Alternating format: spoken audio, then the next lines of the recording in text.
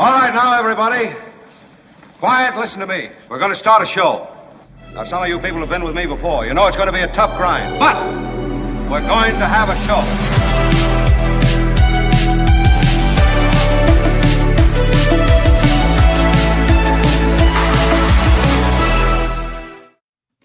Oh, the Friday recorded audience, my favorite. Everyone grab a seat. I'm so excited. Guess who's here today, everybody?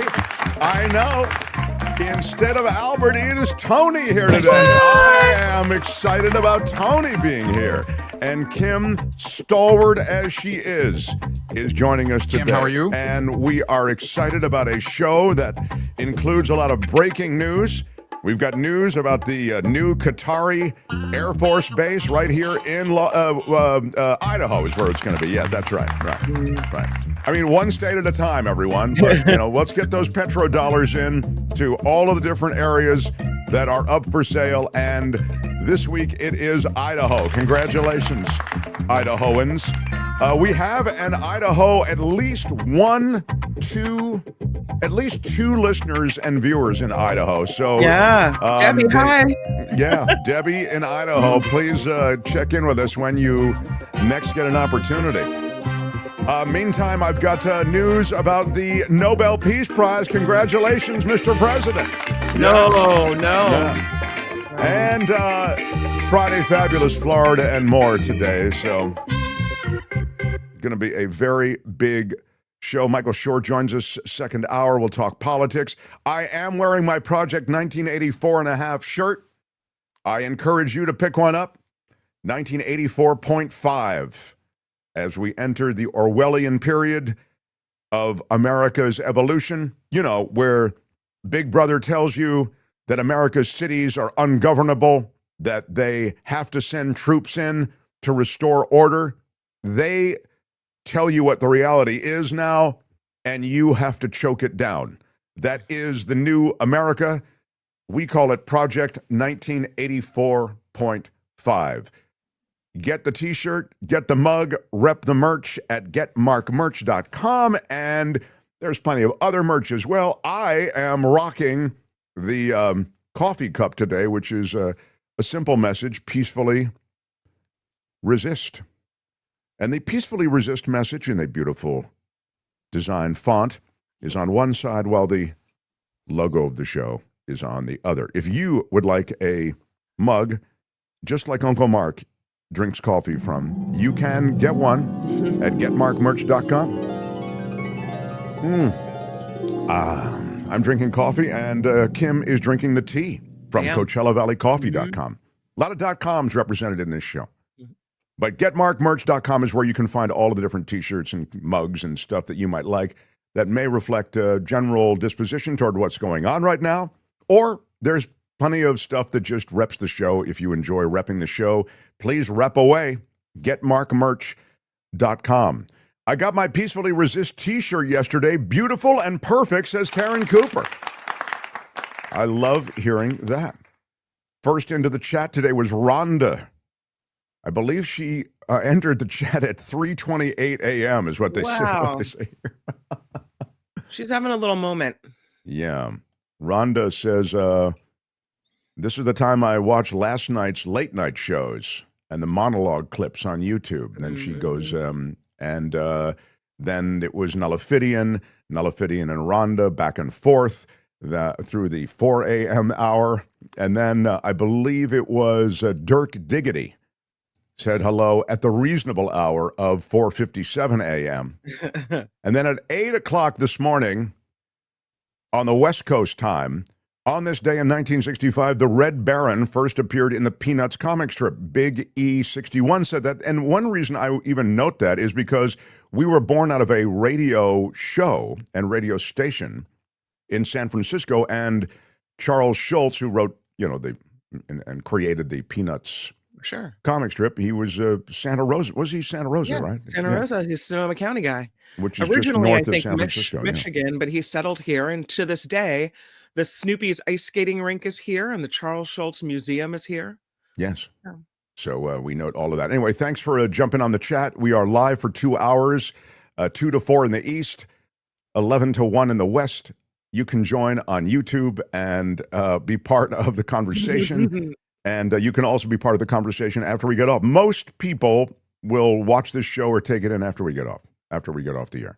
So you can catch us as an audio presentation on Spotify, on iHeartRadio, on Apple Podcasts, any of those, or again on YouTube. So however you take us in, it is great to have you here, and we've got a lot to get to, so let's do it. Yeah. The Mark Thompson Show. It is official. The Nobel Committee has made their announcement. Congratulations to what? Not Donald Trump? No. What? Maria Corina Machado. She wins the Nobel Peace Prize. Well, I'm going to have to ask for a full investigation. She is an opponent of Nicolas Maduro, and it's not easy to speak up against the Maduro regime, but she has. The opposition politician has won the Nobel Peace Prize for, as is noted, her dogged struggle to rescue the South American country from its fate as a brutal authoritarian state. Again, that's a quote. She's 58 years old, a conservative. She's often described as Venezuela's Iron Lady, spent the last year living in hiding after her political movement was widely believed to have beaten the country's president, Nicolas Maduro, in the presidential election.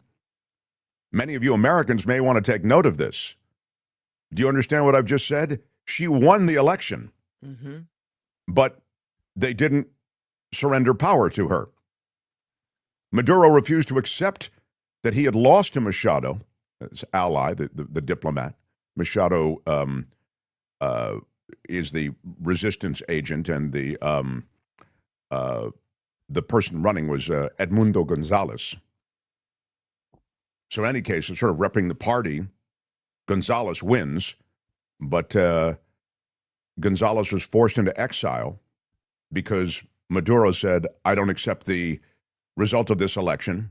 And then there's a brutal crackdown that follows, and everybody who supported that party that won the election, they're all threatened with imprisonment or are imprisoned. Many are forced to go underground, like Machado himself, the candidate, and Gonzalez, forced into exile. In one of her last public appearances in Caracas, Machado said she was convinced Maduro's days in power were numbered after his apparently stinging defeat. I would say, this is a quote, his departure is irreversible. More than a year later, of course, Maduro remains in power and has retained the support, and this is not nothing. Again, Americans, you may want to take note, Maduro has retained the support of Venezuela's military, also key international backers like China and Russia. So that's a little bit of the politics of Venezuela. Machado reacting to her Nobel Prize in a video. She said, I can't believe it. My God. It's effing incredible. The Norwegian Nobel Institute shared a video in which they proclaimed the news that she was the winner of the Nobel Peace Prize. I'm sure it wasn't a very nice moment in the White House. Everyone probably said, leave him alone for a few minutes. Well, apparently the MAGA community is not happy. Donald Trump insulted, in the view of all of us who feel as though Donald Trump is the Lord and Savior delivered to America to bring us into a period of enlightenment. We're all downcast about it, Kim. We are all. What? I'm saying, if anybody is deserving of that Nobel Peace Prize, let's look at that White House. Look beyond the ballroom. Look beyond the now paved over Rose Garden. Look into that beautiful gold-encrusted Oval Office and see a peacemaker. Who is having that conversation? He did end 7 wars, Mark. I mean, I don't know what you want from the guy. Thank you. Thank you. After the Norwegian Nobel Committee named opposition activist Maria Corina Machado of Venezuela the winner, Trump supporters went off. They went off. Laura Loomer, the far-right activist and confidant of the president, called it an absolute joke. The count on X, the account MAGA Voice. Are you familiar with MAGA Voice? No, I don't frequent that publication. They said, quote, some random person that nobody knows, Maria Machado, just won the Nobel Peace Prize. The Nobel Peace Prize is a joke, they wrote in capital letters. Why are you yelling? Kim would have thrown them out of the chat for using those capital letters. Why are you yelling? Anyone with a brain, they went on with this post, knows Donald Trump should have won. Thank you. That's exactly right, MAGA Voice. And then in capital letters again, on the same post, it says, Trump could have cured cancer. Such a joke. Why are you yelling? Meaning it wouldn't matter what he did because the world is against him. It's all of you libs and you woke DEI nut jobs that have prevented the great Donald Trump from getting the recognition that he deserves. Here's a question. If you want peace and you're a peaceful person and you want to make the world a better place, do you work to end wars and strike peace accords because you want an award or because you want peace? Just a well, question. why can't you? Sorry, but can't you do both? No. Why can't you get the award for also? I'm sorry. Typical lib argument. Such a big deal. Like, you know what? Who cares about the trophy? Okay. I thought. Look, he knows how to actually work peace around the world. Oh. You keep your troops at home, occupying American cities, go after your own citizens, but make sure that others live in a world of peace. That's what you do. Yeah. That is the Trump way. That is the way it really should be. And for me, I'm joined by several others. We're all a little downcast that Trump has been left at the altar with no Nobel Prize. The Mark Thompson Show. And he does, I think he has an Emmy, though. Doesn't he have an Emmy? I believe so. Tony, doesn't Trump have an Emmy for The Apprentice? Or is that Mark Burnett who has one? I feel like it's... Google it. I don't know. Okay, yeah, check it out. I believe that he's got something. He's got that golf prize, and he's won a bunch of golf tournaments. He's got some stuff, to tide him over. Doesn't he have the newly acquired FIFA trophy? Oh, that's right. Yeah, he took that. Right, he took the FIFA trophy. Very good point. Right. Yeah. Well, it's not the only thing happening. In fact, I do want to quickly reference as we come on the air that in the last few hours, there was a major announcement from America's Pentagon chief, and that is Pete Hegseth. And what? No, I know. I can't believe it either. He's running the Pentagon. So Pete Hegseth has made the announcement that the government of Qatar will be establishing a military installation in Idaho. What? Yeah, that Idaho, the one in the U.S. He was seated beside Qatar's defense minister, Sheikh Saud bin Abdulrahman Al Thani. No, not done. Oh, sorry. Yeah. Sheikh Saud bin Abdulrahman Al Thani. Is that it? That's what the Air Force base is going to be renamed. Oh. So what? Yes, they're going to put that all on some signage, really big signage. The Saud bin Abdulrahman Al Thani Air Force Base in Idaho. And you have to keep your face covered at all times. And no, that is not true. But what is true is that they are establishing this military installation in Idaho. And the announcement looked like this. Tony's got it. This historic achievement underscores what can be accomplished when our nations work together with courage and trust, amongst other partners such as Egypt and Turkey. We further welcome today's signing of the letter of acceptance establishing a Qatari Emiri Air Force facility and Mountain Home Air Base in Idaho. Sign and trade, how about that? Yeah. Defense Secretary Pete Hegseth on Friday announced a finalized agreement that will allow the Qatari Emiri Air Force to build a facility at the Mountain Home Air Force Base in Idaho. Yeah, there he is, stalwart and steady. Those who are just listening, there's a picture of Hegseth standing there. This is what he does best. He stands there with his chiseled jaw, and he looks out over those who are also standing there at stern attention, and he reflects on America's new path with the Qataris. So the relationship with Qatar is apparently on in a big, big way. Qatar is our new girlfriend. I'm kind of confused. Yeah. Well, first, there was an announcement that we got this giant mega plane, right? That was going to be the new Air Force One. It wasn't we that got it, Kim. Oh, sorry. It was Trump a gift got it. to Donald Trump, our president. And we were told that there were no strings attached, right? That we didn't give anything. Like, this was just a wonderful, lovely gift from them. And then, like a month later, we were told, no, we're going to provide security. If anyone attacks Qatar, the United States will be there. We've got their back. So now we're providing their defense. And now all of a sudden, we've got a Qatari air base in Mountain Home, Idaho. That's the first foreign base on U.S. soil, I believe. That's huge. Yeah, it's very exciting. So it looks like the jet wasn't so free after all. The agreement builds on an existing U.S.-Qatari military relationship that Kim has referenced under the $12 billion deal that was signed in 2017. That was the first Trump administration. The U.S. gave aircraft and U.S.-based training to Qatar.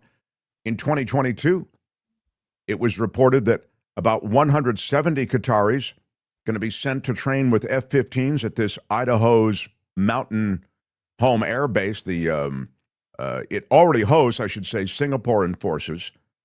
And so the facility will be expanded to accommodate the Qataris. Representative Mike Simpson, a pro-Trump Republican of Idaho, called the development. Anybody want to guess? Is he for or against it? Un-American? He is pro-Trump, Republican, though, Idaho. Called the development. You're going un-American? Anybody else in the chat want to guess what Representative Mike Simpson, a pro-Trump Republican of Idaho, called the development that the Qataris are now going to be on that Air Force base, and they're expanding it to accommodate them? He called it, people are saying not for it, disappointed, what the F, disturbing. I'm sorry, I can't award any points. He called it fantastic news. What? All right, yes. You know who was up against it, who doesn't like it, and who isn't apologetic about speaking out against it? You'll never guess who. Laura Loomer. What? Laura Loomer, the Trump whisperer, frequent purveyor of Islamophobic hysteria. So you can imagine, I mean, this is like for her, are you kidding? It's sleeping with the enemy as far as she's concerned. She decried this decision. Quote, what the hell is going on? Why are we trying to train more Muslims how to fly planes on U.S. soil, she asked. Didn't we already learn our lesson? This is allowing the Islamic enemy to gain so much ground in our country, she wrote. She just doesn't get it, Kim. She doesn't get You just don't get it, do you? You don't. It's about petrodollars, my friends. It's about money. It's about deals. America open for business. So that's the America First that was working with this. Is that what America First means? Show me the money? Show me the money. And in keeping with that, The Mark Thompson Show. I hadn't planned to get to this story right now, but I'm going to get to it because it is about money.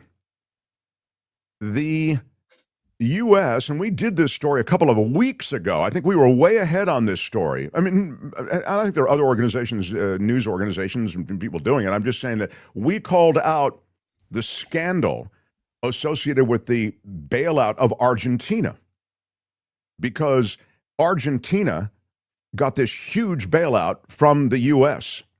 And it was an odd thing because you're propping up their sagging economy and their sagging currency, the peso.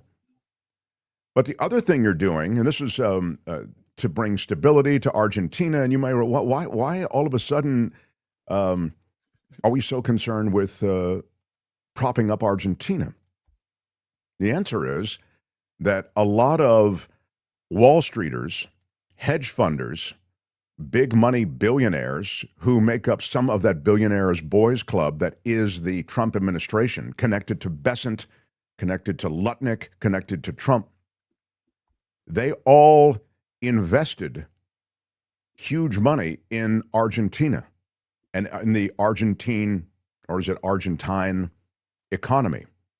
And so the idea somehow that the economy would be in a free fall, that the peso would be dropping like a stone, these are very bad things for all of these investors. A lot of money at stake. So the U.S. bailout, $20 billion currency swap with their central bank, it's essentially a loan of $20 billion. That is an effort to prop up Argentina in a way that will help a lot of these investors to whom I've just referred. It's otherwise it defies explanation. And the other part of this, and this is the part that we referred to, I think it was 2 weeks ago, maybe it wasn't that long ago, but a week ago, is the fact that the bailout of Argentina helped them with their soybean exports and their farmers to discount those exports to China, undercutting the cost of soybeans here in the U.S. And as you know, there's already a tariff associated with China. I mean, it's a withering tariff, and so there are reciprocal tariffs that China has on Americans, so those tariffs are associated with soybeans. So soybean crop, number one agricultural crop in the U.S., it is being taxed, in effect, so that China has said, great, we're not going to do any more business with the U.S. on soybeans. We're not going to import any more. So all of a sudden, they are looking around. They go to Brazil, and they go to Argentina. And now, after that $20 billion bailout, Argentina discounts their soybeans. So there is a wide open market to China. And American farmers are left holding the bag. But it's not just this season they'll be left holding the bag. It could completely destroy that industry for the foreseeable future. Now, look, a lot of these farmers that we call them farmers are not ma and pa farmers. They're huge industrial farms. And what is it? I want to say ADX is one of them, or you know, the huge companies that are essentially in control of a bunch of different American agriculture, but they are in trouble. So they'll all get a bailout because we know what has already been pledged by this administration. They are going to bail out farmers that have been hit by what I just described. Now, no customers for their soybeans, and now the discounted crop from Argentina because of the remarkable bailout that comes out of left field from Besant and the Trump guys who want to help Argentina out, again, to protect their investment. So Argentina's in trouble. It's not just peso. They were cutting government spending. They were laying off a bunch of government workers there. I mean, so as all of this happens, American farmers will get that bailout money from the tariff revenue. But that is A, not something they want particularly. They want to do actual business. And B, you can't keep that going forever. That's why I say it's going to affect farming in this country for the foreseeable future. Anyway, that is that's the latest on what is an interesting relationship we have based on money with other countries. And so between Argentina, which has that interesting twisted relationship, I'd suggest, with the investment community, and the Qataris, who have the interesting twisted relationship, as do the Saudis and the Emiratis, with this administration and with America, there's quite a bit going on, and it does bear attention because the face of America and the foreign policy of America is definitely changing in a big way. So, The Mark Thompson Show. that's a little bit of what's happening in that area. I'm You're so serious, Mark. Don't you know there's going to be an alternate halftime show? I mean, this is what America really cares about. I'm so excited, Kim. Please tell me about it, because that Puerto Riqueño, that guy, the Bad Bunny, the Bunny Malo. I don't know, that doesn't sound very American. No, it doesn't. Wait a minute, isn't Puerto Rico in America? Hello. My dad was so active with Puerto Rico and Puerto Rican affairs. He navigated so much of that. They are, this Commonwealth, obviously, and they should get statehood, of course, but they're not for political reasons. But it's comical, the MAGA pushback on Bad Bunny. You're too brown for statehood. No. Yeah, exactly. So what's planned for the alternate halftime show? Is it, look, they had the Puppy Bowl that goes on every, I believe, Super Bowl. Yeah. So, is there going to be a MAGA Puppy Bowl? Well, I don't know if there's going to be a lot of puppies in this one. This is put on by Turning Point USA. Okay. So, the old Kirk group, right? Sure. They are going to do a halftime show so that you can flip over from Bad Bunny and instead see the All-American halftime show. All right. Wow. They haven't given a lot of details with the All-American halftime show, but it's likely they're taking polls and surveys right now to include country, hip hop, rock, or anything in English, Mark. I see. That's pure speculation. All right, Spanish I like spoken here, only English. Right. Yeah. No, that seems we're in better shape, but I don't think we're in wildly better shape. Yeah, I don't know. It's not the first time that we've had alternate programming that you could flip over to the Puppy Bowl or whatever else, but it is the first time that a political group has offered alternate programming for such an event. Yeah, I don't know. I mean, I have to say, I'm first of all, some of those puppies did not look American to me. So can I say already, I felt there was an un-American thing going on with those puppies. Malinois, what is that, French? I don't know. You cannot say you love your country. I'm saying that when I watch the Puppy Bowl, I don't see pure American puppies and creatures. Have you ever been a member of the Chinese Communist Party? So what the deal will be... That German Shepherd. No, thank you. Shar-Pei, perfect example. Yes. Anyway. We've been infiltrated, everybody. That's what's going on. The All-American halftime show. Yeah. The All-American halftime show. Wow. Faith, family, and freedom. Oh, my God. Sounds like a snooze. I'm just saying. I don't know. I mean, now you really have time to go to the kitchen and get a snack and use the restroom. Look away. It's okay. Can I, listen, I don't mean to be this way, but if I could just stay for the freedom part and miss the faith and family part, I would like that. The Mark Thompson Show. Yeah. I wonder if Lee Greenwood's available. They want Lee Greenwood. Lee Greenwood was called out by Mike Johnson. He said, I don't know. I'm just saying it's a little bit, it feels very woke to me or something. Mike Johnson actually said, what about Lee Greenwood or someone like that? Yeah, here's Tony's got the survey. So they're asking Tony's got the questions. survey. You guys can all participate in the survey. They want to try to figure out who they want for their halftime show. Yeah, Chihuahuas. Show me your papers. You cannot say you love your country. Thank you, Mike and Willow Glen. That's very good. The Malinois from Belgium. Thank you. Oh, is it Belgium? My apologies. I mean, again, I'm just saying. So between Bad Bunny, because you don't like the accent, and these dogs that seem to have some kind of infiltration by foreign powers. Let's get some Lee Greenwood and wrap yourself in the flag some more. Lee Greenwood is 82 years old, says Vilma, isn't he? Oh no! What are they going to do when he goes? They're going to have to find another patriot. That's the thing. He'll never go, Kim, because he'll live on as a apparition and a what do they call that, Tony? Where they bring you back in a come on. Oh, like they did with Tupac, the hologram? Yeah, the hologram, exactly. Thanks, Tony. Yeah, Kim, how are you? All right, give me a little bit, if you would, and I can update it to Tony. I'm thinking law and disorder for this latest move on the part of this administration. It is taking a shotgun seat to the news about the Qatari Air Force base on American soil, and it is taking shotgun seat to the Argentine bailout and some of the other things on which we've touched, but it's pretty big news. This is law and disorder.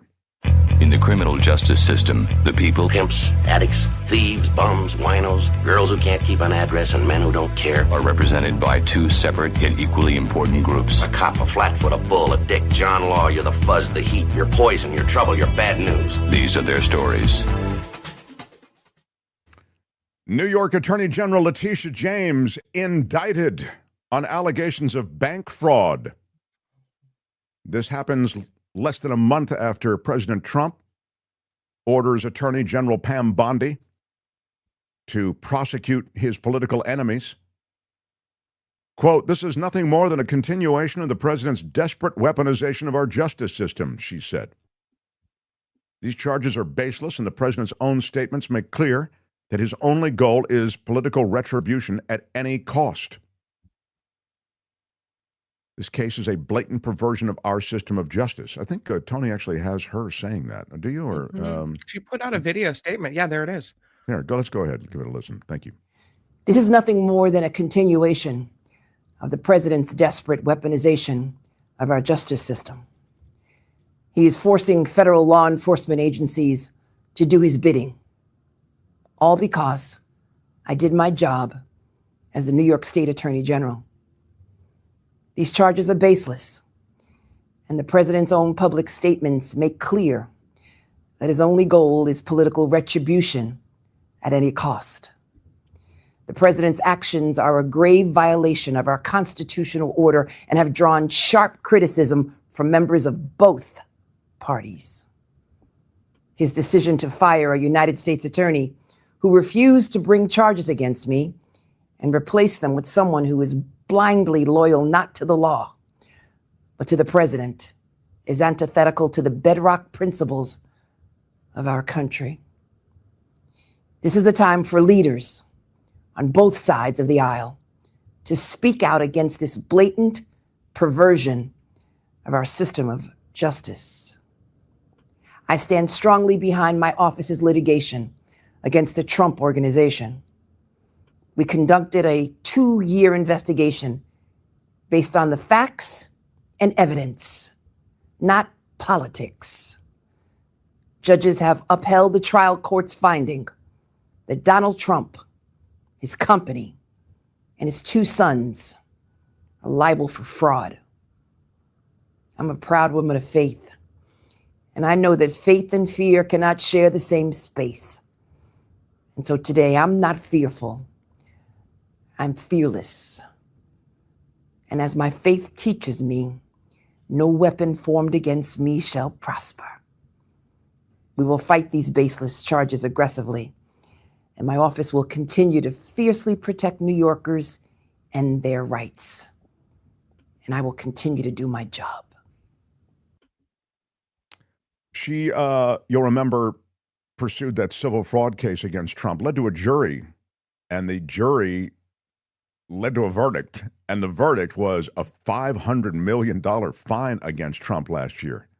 I mean, they threw the $500 million penalty out on appeal, but Trump is still considered liable for fraudulently describing his net worth on official records in ways that financially benefited him, right? We reviewed all of that. So to get a loan, you represented a certain way. To get insurance, you represented a certain way. And these are fraudulent representations. Allies of the president have alleged that James misrepresented information on official paperwork about 2 properties that she owned, a townhouse in Brooklyn and a house in Norfolk, Virginia. The indictment saying that James bought the Virginia property as a secondary resident, but ended up renting it out to a family of 3. So instead of actually living in the secondary residence, she used it as a rental. So she's able to obtain more favorable loans, saving about $19,000 over the life of the loan. She's charged on 2 counts, bank fraud and making false statements to a financial institution. The Justice Department is saying she faces up to 30 years in prison on each count, along with $1 million fine per count. Didn't they have a hard time finding someone who would actually bring these charges against her? Like they had to keep like cycling through different prosecutors that are like, I don't think so. Yeah, the career federal prosecutor with the Eastern District of Virginia, which is right over the bridge from Washington, Elizabeth Usey, she supposedly told colleagues that there's just not enough evidence to charge Letitia James. And she was going to tell Halligan that very thing. Halligan's predecessor, Eric Siebert, who I've described to you before, he's a dyed-in-the-wool Republican. He was pushed out of the job because he wouldn't file charges against the people that Trump had identified as wanting charges filed against. So he put Halligan in, Trump did. He bumped Siebert out. And Halligan, an insurance attorney, didn't prosecute a case ever prior, slapped together on short notice an indictment document against James Comey because that statute of limitations was running out. And now this. The wildness continues. I mean, Chuck Schumer said one U.S. attorney refused this case, so Trump handpicked an unqualified hack that would go after another political enemy. This isn't justice, it's revenge, and it should horrify every American who believes no one is above the law. The governor of New York said, what we're seeing today is nothing less than the weaponization of the Justice Department to punish those who hold the powerful accountable. I mean, if you still have faith in, It's not even a question. I mean, Trump as much as said that on Truth Social. Oopsies, in an accidental post that was supposed to be a direct message. So that should be used as evidence in all of these cases, case after case of his political retribution tour, right? Yeah. I mean, it was a message to Pam Bondi, a tirade on September 20th from the president. And this set off this rush to actually bring charges against those people that Donald Trump sees as his enemies. So here we are, less than 3 weeks later, and 2 of these people are under indictment, Comey and James. And there are many other targets that Trump wants to see in jail. The third person he named in that same message to Bondi was Senator Adam Schiff. And Schiff said, those of us on the president's enemies list, and it is a long and growing list, will not be intimidated and will not be deterred. We will do our jobs. We will stand up to this president. So I believe Schiff also, Tony, didn't he posted something else? I believe it was in relation to Marjorie Taylor Greene. Just because I mentioned Schiff, here's a little bit of it, and then we'll move on. This is Adam Schiff. I'm about to say something I never thought I would ever say in a million years, but I agree with Marjorie Taylor Greene.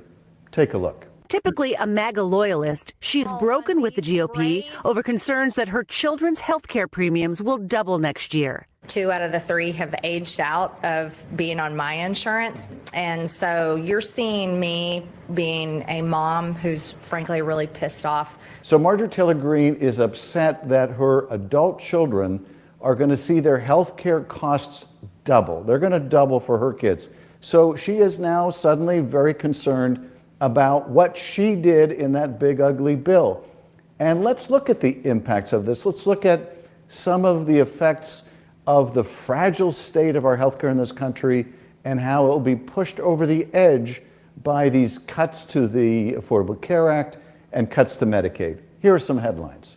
Rural hospitals in California have reached their financial breaking point, which could leave the state with fewer healthcare providers and force patients in less populated areas to travel longer distances for care. Social safety net programs are at risk under President Trump's MAGA law, which slashes Medicaid and food stamps. An estimated 10 million people are expected to lose their health insurance under the law. How badly do people actually need this health care and this health insurance from the government? It's critical. It's the difference between living on the street and under the influence and causing all kinds of problems to being functional. People who sign up for health insurance through the Affordable Care Act could see their premiums more than double. Federal lawmakers warn those higher prices will be permanent unless Congress reinstates subsidies for the program. Now, I may agree with Marjorie Taylor Greene on this, but I'm not letting her off the hook because she voted for this. She voted for this. Just about all the Republicans in both houses of Congress voted for this, voted for these cuts to the Affordable Care Act that are doubling people's premiums. I think what she's really objecting to, in addition to the fact it affects her own kids, is the fact that of the top 10 states most adversely impacted, who are going to see the highest spikes in healthcare costs within the next couple months because of the Republican bill, all 10 of those states are red states. Let's look at some of those cost increases. West Virginia will see a 387% increase in premiums. Wyoming will see a 382% spike. Alaska, 346% higher. Tennessee, 320% higher. Mississippi, 314% higher. At least 200% increases for Texas, South Carolina, Alabama, and the Dakotas. This is the effect of the Republicans' own bill. This is why we're sounding the alarm. This is why Marjorie Taylor Greene is speaking out, because now her kids are affected. Now, I see this all the time in Congress. That is, I see colleagues who don't particularly care about the impact of laws or changes in policy on the country, even on their own constituents. It's only when it affects their own family that they seem to give a damn. I don't understand operating that way. I want my kids to have good access to health care, but I want all kids to have good access to health care. I want to make sure that everyone, every family, can get good quality health care in the richest nation on earth. But I think what is most powerful is hearing from the people who are most personally impacted. So I want you to watch this. This is Samantha. She's from Redlands, California. She is a pediatric cancer survivor. I want to have her tell you the impact of healthcare cuts that the Republicans just enacted and what it will mean to her healthcare and millions of others if they go unaddressed. My name is Samantha. I'm 23 years old and I was diagnosed with osteosarcoma, which is a very rare type of bone cancer at the age of 19. It is considered a pediatric type of cancer, so I was treated pediatrically. I underwent a limb salvage surgery. I had it in my leg, and after that, it left me permanently disabled. So protecting access to healthcare insurance is critically important to me and other kids who have experienced cancer for a multitude of reasons. About half of all kids who have cancer are covered by Medicaid. Because if parents of a kid with cancer have health insurance that doesn't cover their treatment, then falling back on Medicaid or Medicare helps a lot. For me, for example, when I was first diagnosed, my primary insurance was not going to cover my treatment. I'm not sure if you know, but chemotherapy and just treatment in general for cancer is extremely expensive. My family was not going to be able to afford that, and we were going to go into a lot of debt, and my treatment was going to have to be delayed for a significant amount of time. The type of cancer that I had was super aggressive, and I did not have that time. Thankfully, I was paired with a social worker who was able to get me on a plan that now is at risk of being cut. And that plan essentially saved my life, because had I waited any longer to receive treatment, I don't know what the outcome of my treatment would have been, considering it is a very rare and aggressive form of cancer. So I'm about 2 years NED, which is no evidence of disease. And following cancer and, of course, being left permanently disabled, I still rely on Medicare for a lot of the stuff that I need. For example, therapy, physical therapy, medication, scans, like all of that in itself is super expensive. My family and myself at 23 years old cannot afford that extra $1,000 that's being added to what already is expensive, because insurance can only cover so much. So it would greatly impact my journey post-cancer. And I know a lot of people who are currently still in treatment and still having their battle with cancer who would also be directly affected. And at that point, if you can't afford your treatment, then you'd have to halt it, and that's completely unrealistic. And if we're going to sit here and say that we care about all lives, then we need to care about these kids who are on these programs that are keeping them alive, essentially. Very good. I would say that it's important. I've got to wrap just for time, but you get a sense of it. I want to let it breathe a little bit just so you got an idea of the messaging. You can argue that, that's too long and I wish Schiff spoke more passionately or whatever, but I feel as though just on the facts, I like the fact, for example, he talked about the percentage increases in all of those red states, hundreds of percent on top of what they are now. I thought that was good. I like just the facts, ma'am, kind of presentation I thought worked. Again, I'm disheartened, though, when I see things like this, and I think this is really true because I believe that politics is so much identity now. And Sean writes this, the MAGAs in my Teamsters local are seeing their increased premiums even on the non-ACA affiliated insurance we get. I overhear them blaming, drum roll please, yes, Biden. So even as the destruction of some kind of subsidy when it comes to health care has crested with the big, beautiful bill, as they called it, and with their unrelenting holding of the line against the extension of the ACA supplements, you see how, in the end, politics and the tug of war over identity may leave the blame game pointing at Biden if you're even in a red state, even a dyed-in-the-wool MAGA, and even looking at the facts, the propaganda and the spin is so powerful that you're going to blame the other side, even though the other side, the Democrats, are the ones fighting for you. So this is the reality today, and it's the identity politics of America. And finally, in Law and Disorder, a judge yesterday blocking the deployment of National Guard troops in the Chicago area for at least 2 weeks. The judge finding no substantial evidence that, quote, there is a danger of rebellion brewing in Illinois. It is a victory, of course, for Democratic officials who lead the state and the city and have traded insults with Trump about his drive to put troops on the ground in major urban areas. So J.B. Pritzker, very high profile in all of that, as has the mayor of Chicago been as well. Meantime, in Memphis, the troops are on the ground. National Guard seen patrolling for the first time today. This is the federal task force.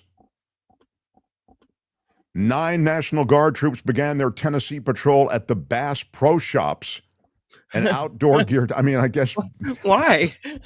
Is there? I guess there was trouble going on at the were there pro rumors shop? that the Bass Pro Shops was going to be like an Antifa outpost or something? They were being escorted by a Memphis police officer, and they posed for photos with visitors who were standing outside. And as I've said before, I mean, in more and more of these areas in which you find the National Guard and these troops, there's nothing for them to do, which I think is insulting to them. It's both expensive, it's very expensive to house them, to feed them, and they are giving up jobs as, in insurance, in teaching, as physicians, as nurses, all of these things, legitimate jobs they have to give up so that they can go pose for pictures in front of the Bass Pro Shop in Memphis. It's insulting to be used as a prop that way. But anyway, that's going on in Memphis. The other thing I would tell you, though, is there are legal challenges in Portland. Portland, which is supposed to be this war zone, and they are mocking the situation with the immigration crackdown and war-ravaged Portland as it's been described. So there's a bunch of social media that is being shared around Portland, and they'll say, look at it, this is a war zone. And then you see, absolutely nothing. You see. And the protesters are most of them are in, there you go, costume. Yeah. Oh, thank you. Yeah, With frogs these big, together. fun It's strong. costumes. It's like, it's so like non-insurrection-y, Yeah. It's just wacky protesty is what's going on. Yeah. But, if you put enough of a presence there and, if there's enough, if you try to stir the pot, maybe you can get something. As I said before, you start the fire, then you can bring in all of the arsenal necessary to put out the fire, and you have the chaos you wanted. But you started the fire. So you're putting out the fire that you started. And that's what's happening in American cities, without question. And that's the plan of this government. So, in a way, look at everything that we've talked about. Look at the coherence that I think surrounds this first 40 minutes of the show, where I talked about the winner of the Nobel Peace Prize, her move for her opposition party to Maduro in Venezuela. They had won an election. Maduro refused to give up power. He controlled the military, and now they're in exile, her party. I mean, you can live in denial, or you can look to see, apparently an effective playbook. And you can look to Viktor Orban in Hungary. You can see the creeping, soft authoritarianism that is possible. I'd say this is less creeping than we even saw in some of these other places, like Hungary. That's Law and Disorder. Tune in again next time for more Law and Disorder on The Mark Thompson Show. All right, that's it. Let's roll. Hey, let's be careful out there. Ladies and gentlemen, I'm Shadow Stevens. This is the Mark Thompson Show. Keep it to yourself. Well, don't keep it to yourself. I mean, Shadow, please share it. Get it out there. Any part of the show, any conversations. We had a great conversation with Sarah Kendzior this week. We had a great conversation with David K. Johnston this week.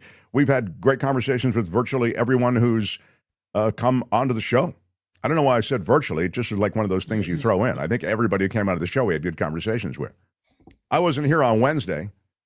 I had to go visit a friend who's really in pretty bad health shape, and so I wanted to get a chance to visit. But Kim, I assume those conversations were worth sharing also. Oh, it was fantastic. So you get to share all of them It's fantastic. across social media.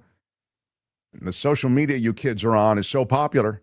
You kids with the Facebook and the X and the, what's the other one, Kim? Blue Sky? Never. You don't know. You're not on anything. Instagram? What's not Instagram, although that's a good one too. Mm-hmm. Tony, what's another social media? Thanks, Tony. Discord is what I was looking for. Come Threads, on, guys. Rumble. I don't know. Project Parler isn't around anymore. Truth Social? Truth. All right, guys. Now you're just messing with me. It's terrible. I mean, I do hug and kiss people casually. Give me a Cuomo. Is it Cuomo or Cuomo? I think it's Cuomo. He says, Cuomo. Right? Give me a Cuomo hug once in a while. That's all I'm asking for. He's rising in the polls for the New York mayor's race. Yeah, that Mamdani. Everybody's scared of Mamdani. He's still ahead, Mamdani. Yeah. But Cuomo's rising slowly. I don't know. Well, I mean, he's going to win votes one hug at a time. I do hug and kiss people casually. That's the way to do it, casually, I think. Kim? Yeah. I wanted to mention a couple of, if I can, sort of shutdown-related things and also immigration-related things. Are you cool with that? I am. All right. Then let me get on that. Oh, that's the I can't play that because I was going to say no.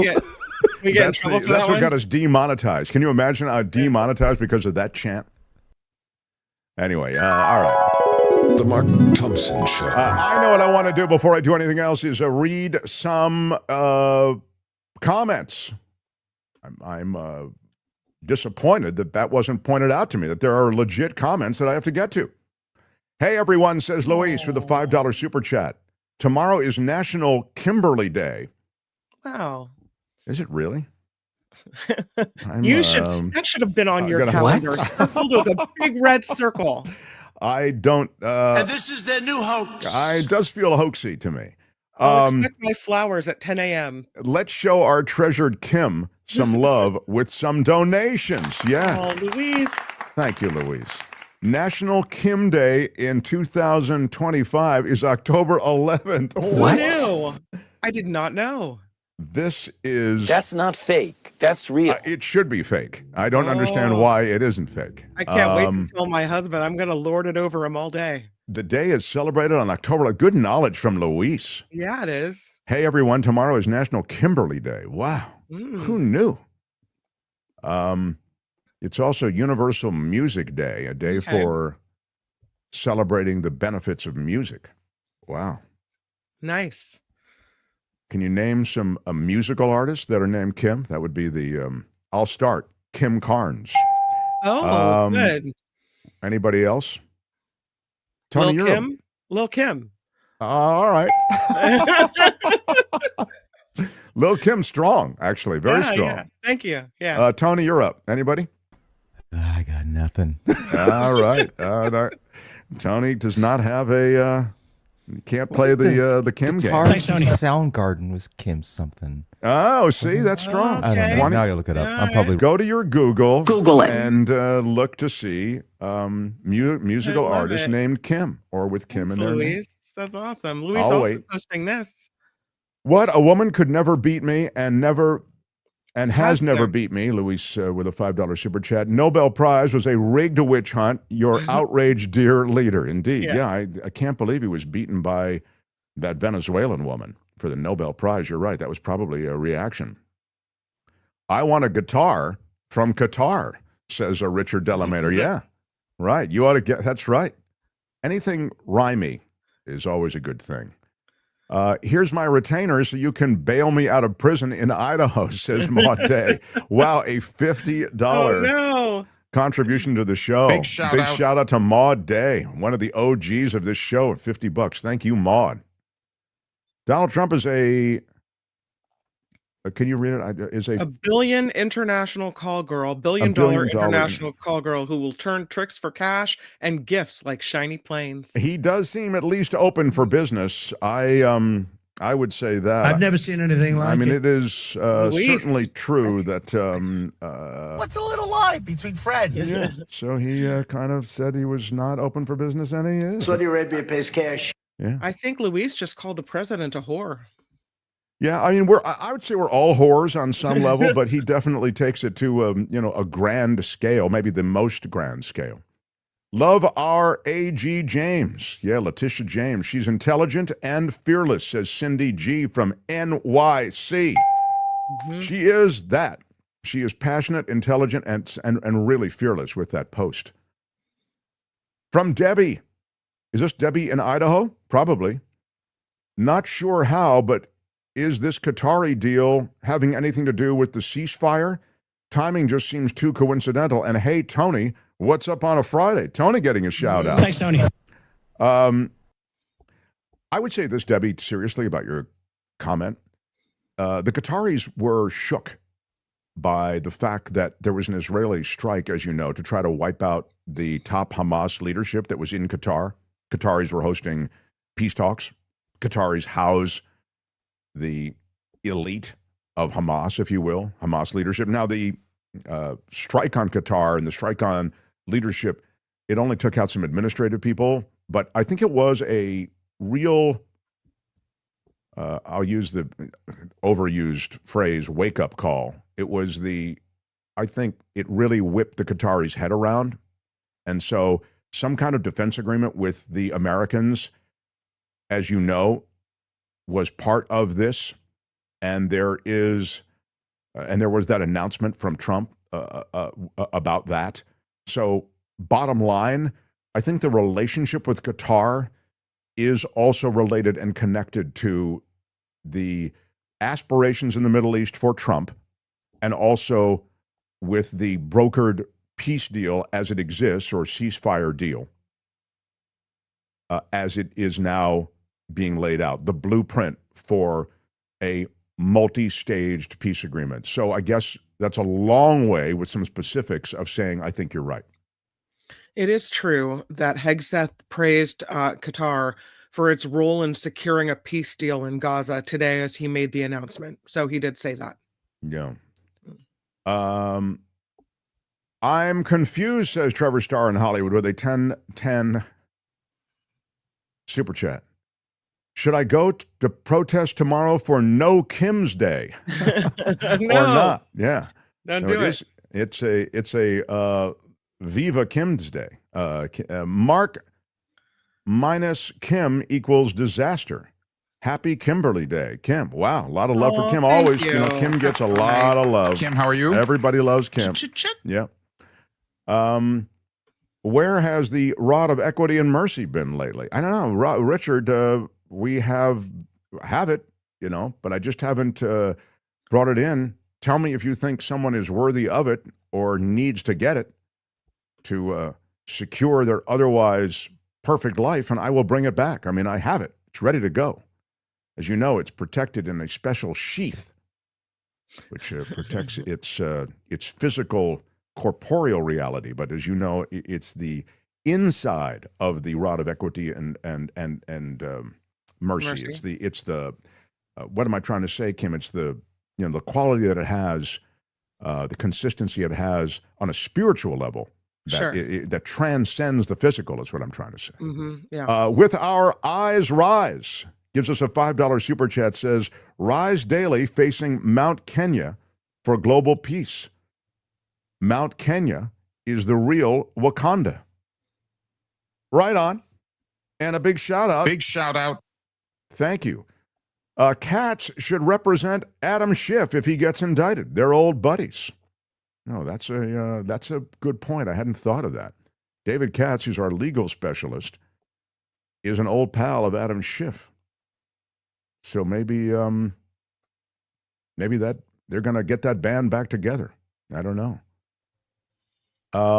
Lauren says Trump is allowing the Middle East nation of Qatar to build an Air Force base in Idaho. Muslim troops will now be trained and stationed right here on U.S. soil. This will make Americans safer, says Lauren. Yeah, I feel safer already, to be honest.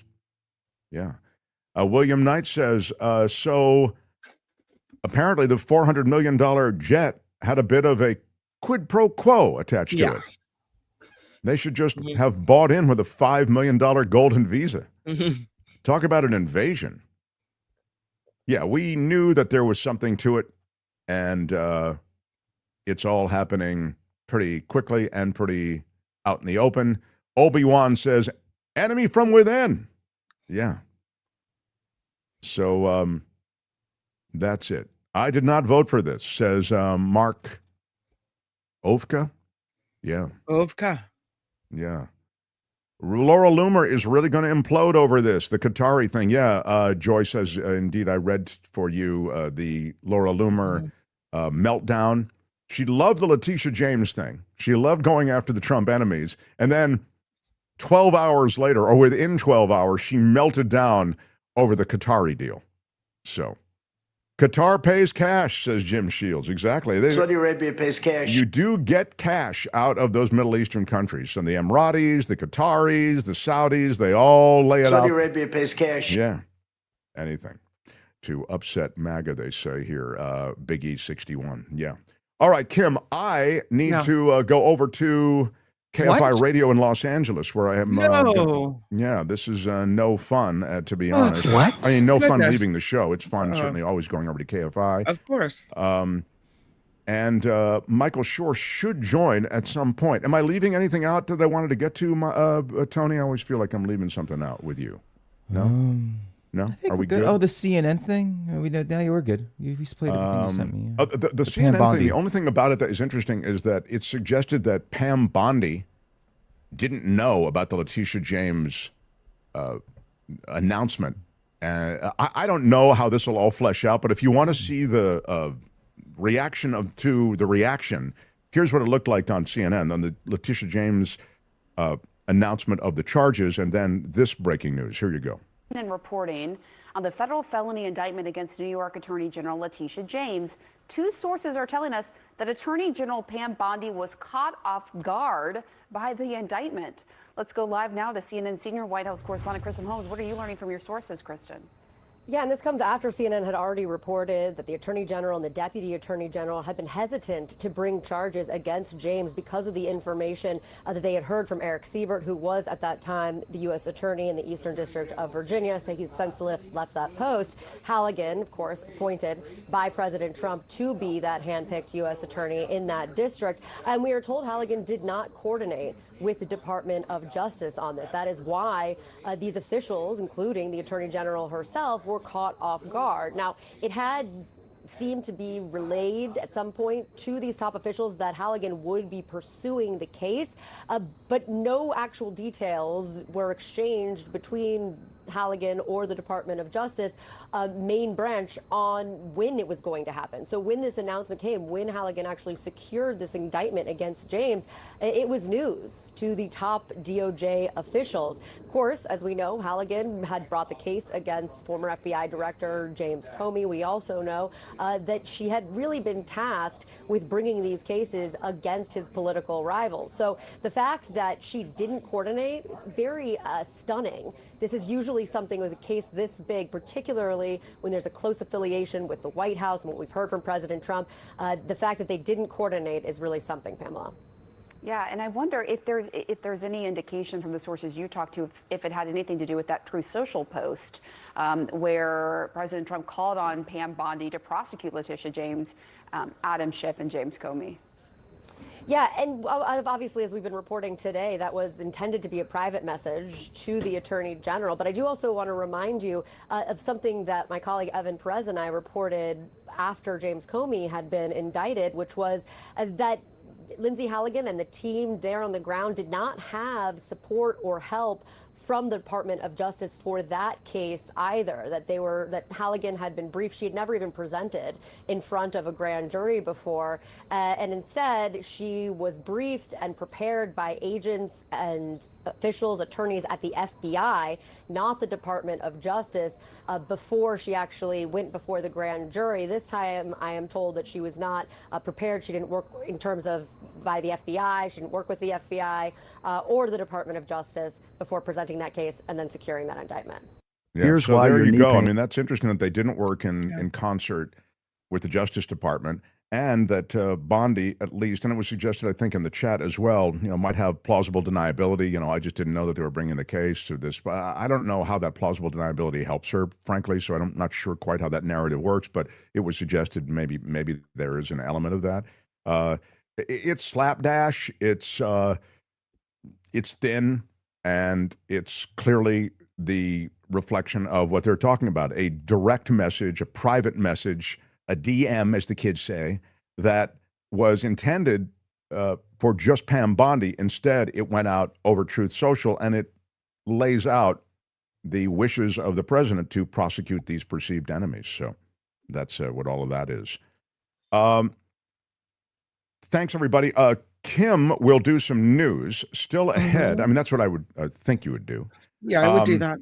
Yeah, we'll do, and hopefully Michael Schur will be by. But if he's not, you'll get a good chunk of news. And Florida is ahead. Albert left us a really good Friday Fabulous Florida that Kim will ride herd over. It's delicious, I have to tell you. A true winning Florida awaits you. Yes, please don't go away. And then stay for the magic of the Culture Blaster. The Culture Blaster, who will be in with his normal blast of movies, streaming, all of that. We will, Tony, thank you for filling for Albert today. Really appreciate having you in the mix. And Tony continues on. He's filling in for me Monday and Tuesday. So and that's right. You're not going to. It'll be Albert. Yeah, Albert Monday and Tuesday. So you get Albert all week next week. Smash the like button like a boss. Smash it with your iron rod. Hit us with the thumbs up. Helps us in the world of YouTube. It costs you nothing. Make sure you're subscribed. YouTube kind of rolls through subscriptions. Sometimes they'll unsubscribe you. There's some funky stuff going on YouTube right now. So I appreciate you just making sure that you are subscribed and connected to us. And if you want to support us, Patreon and PayPal, there are live links to both under this video and under all our YouTube videos and at themarkthompsonshow.com. If you're listening on the podcast, themarkthompsonshow.com is where you will find links to both Patreon and PayPal, and you can be part of the community that supports us every month and just keeps the lights on here. I mean, honestly, we're a crowd-funded show, so I really appreciate that as well. All right, let's do Kim's news, and we continue. Mark Thompson Show. The Mark Thompson Show.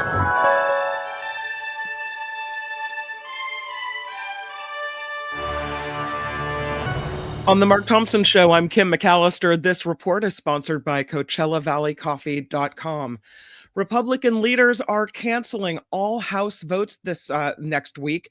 The votes were scheduled for 4 days in the upcoming week, but they have been canceled as the shutdown drags on. No sight of a resolution here. Speaker Mike Johnson also previewed the cancellation this morning when he warned they will not bring the House back into session until Senate Democrats help reopen the government.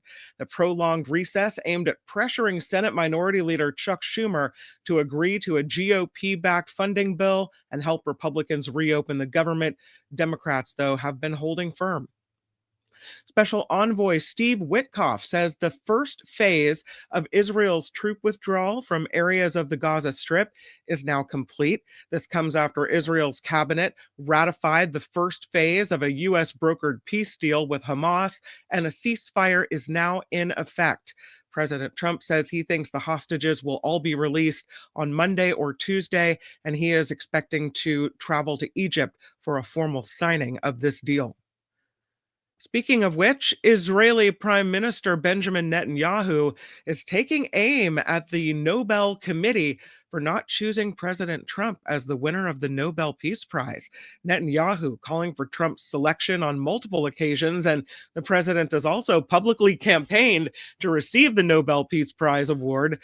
The prime minister sharing a post on X where he called out the committee, asserting the facts speak for themselves, and President Trump deserves it because he makes peace happen. The Trump administration will allow the United States to host a new Qatari Air Force facility in Idaho, as Mark mentioned. According to the, quote, Secretary of War, Pete Hegseth, the administration signed a letter greenlighting the building of this facility where the Qatari Emiri Air Force pilots will train to fly F-15s. Hegseth says the new project with Qatar is just another example of our partnership. This facility will be located at the Mountain Home Air Force Base, which already hosts Singapore's Air Force F-15 SG fighter jets. The first pink slips are being handed out to federal workers as the government shutdown hits day 10. A senior White House official posting today, the RIFs, the reduction in forces, have begun, which refers to, yes, reduction in force plans. The budget office says the reductions are substantial, but they have not given out an official number. The next Senate vote on the measures to fund the government, we now know, has been pushed off out past next week. Stocks way down on Wall Street after President Trump threatened higher tariffs on China. The Dow Jones Industrial Average fell over 500 points after Trump accused Beijing of becoming very hostile with its restrictions of rare earth minerals. In a post on Truth Social, Trump said a massive tariff increase on Chinese imports is already in the works. The S&P 500 and the NASDAQ deeply in the red as well, as the president also suggested he would call off an upcoming meeting with China's Xi in South Korea. Authorities in Tennessee today are on the scene of a deadly blast at a manufacturing plant that makes explosives for the U.S. military. It happened this morning at Accurate Energetic Systems in McEwen, Tennessee, about 50 miles west of Nashville. It's unclear how many people have died. Local sheriff says more than a dozen are missing, and the investigation there continues. MIT is rejecting the Trump administration's proposed Compact for Academic Excellence in Higher Education. This 10-point memo would have required sweeping changes on the MIT campus in exchange for a funding advantage in federal grant awards, and it was provided to 9 higher learning institutions last week. The administration is seeking reforms like rewiring of the admissions process, student grading, and policies pertaining to transgender athletes. MIT is the first institution to publicly rebuke the offer despite its ties to preferential funding. MIT says nope. President Trump set to make an announcement related to drug prices at the White House later today. This coming after Pfizer agreed to lower prescription prices for lower-income Americans in the Medicaid program in exchange for relief on tariffs. YouTube is offering creators who were banned from the platform a second chance with a new process. Previous rules led to a lifetime ban, but now the video sharing platform is rolling out a feature for previously terminated creators to apply for another channel. Under the new process, approved creators would start from scratch with no prior videos, subscribers, or monetization privileges carried over. The change follows a settlement last week with YouTube agreeing to pay $24.5 million to end lawsuits involving the suspension of Trump's account after the January 6th Capitol riot. So they're all coming back. Be careful what you click on YouTube could be full of lies and misinformation yet again. California has become the first state to introduce new rules for electric vehicle charging stations. There should be some type of regulatory process so that it's all the same, right? The California Energy Commission setting new standards for EV station reliability. Now, public fast chargers built from 2024 and after must be operational 97% of the time. New rules also require charging companies to share information about their chargers, like locations, availability, and prices, and they must do it at no cost to the public, that information to be shared. The move aims to encourage more people to adopt electric vehicles, and that has been something that has slowed in recent years because of concerns about finding working chargers, apparently. Speaking of rides, Lyft is ending a test feature that lets some drivers see how often passengers tip before accepting a ride. Are they a good tipper? If not, keep on driving. The rideshare company recently began testing the feature, which showed some drivers how frequently riders tip and whether they're generally ready at pickup time or not. According to a statement given to News Nation by a Lyft spokesperson, the experiment showed early signs of improving the marketplace and helping riders get to where they need to go on time. But the company spokesperson said they have heard their customers and canceled the experiment. The screenshots of the feature drew criticism on social media, with some vowing to stop using the rideshare service. That also received support from drivers, though, who called it a game changer. Of course, if you could pick up the best passengers who were always ready and they were big tippers, why wouldn't you go for those? It is now against the law to declaw cats in the state of California. Oh, Tony has a cute cat picture up there. Governor Gavin Newsom signing a bill into law last week that now prohibits the declawing of cats in the state of California. There's some Los Angeles Lakers fans that are not too happy with LeBron James, so much so that they are taking him to court.